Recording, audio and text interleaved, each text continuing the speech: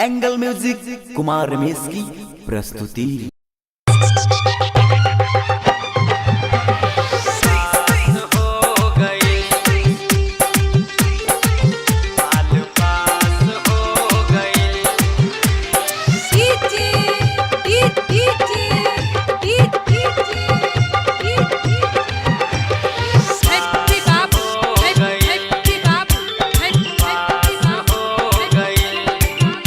Automatic में यादवा माल पास हो गई। ऑटोमेटिक में यादवा माल पास हो गई। ऑटोमेटिक में यादवा माल पास हो गई। आई कॉलेज तो भेंट होई बहुत आस हो गई।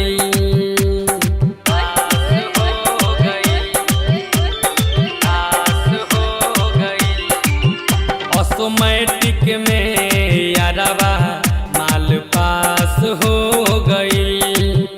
ऑटोमेटिक में यादवा माल पास हो गई।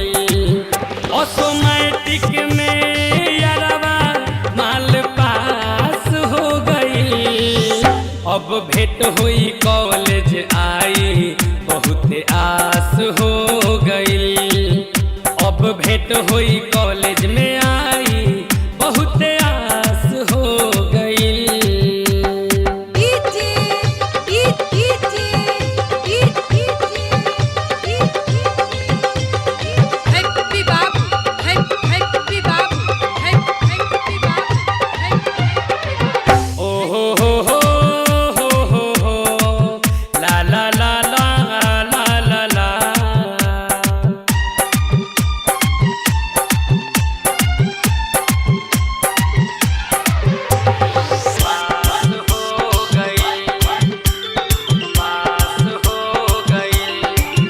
अठवे में भइल सारा नौआ में भइल दिल के बात। कहलस की दसवा पास होखे द तबे होई मुलाकात।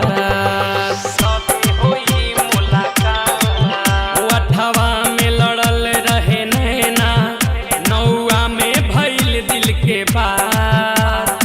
कहलस की दसवा पास होखे द तबे होई मुलाकात। दिल के बतिया ओकरा दिल में हमार खास हो गई।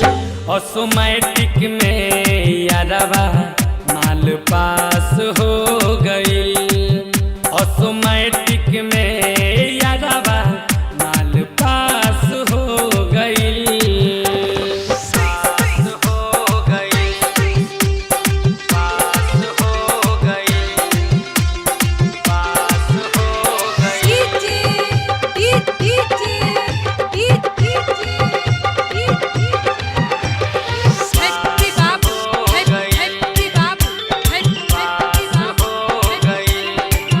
मन मोही मस्ताना शैलेंदर कहीं तोहरा से आलम। इंटर पास हो जाई तो हम ही बनेम बालम। खुशबू मस्ताना मन मोही कहे तोहरा से आलम। इंटर पास हो जाई तो हम ही बनेम बालम। हमारा प्यार पर शैलेंदर ओके विश्वास हो गई। ऑटोमेटिक में यादवा माल पास हो गई। ऑटोमेटिक में यादवा माल पास हो गई। ऑटोमेटिक में यादवा माल पास हो गई।